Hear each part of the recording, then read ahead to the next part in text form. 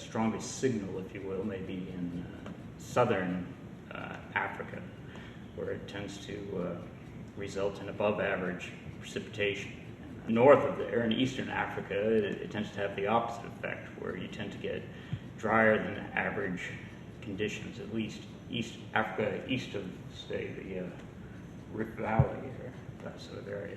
West of the mountains, it has an effect more like it does across the Sahel, where there's somewhat of a weaker influence and a tendency towards wetter than average conditions. It's not a guarantee, it's just as a general tendency. You can show that sort of statistically.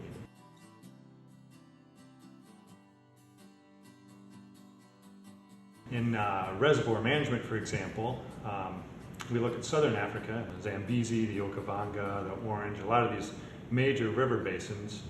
Managers there would be interested to know, in a La Niña condition, that it's wetter, or likely to be wetter. If we're anticipating wetter than normal conditions, perhaps a manager may feel that they don't need to enact some of their contingency plans where they might under drier conditions. Typically, they're more risk averse, meaning that water managers want to prepare for the worst conditions possible.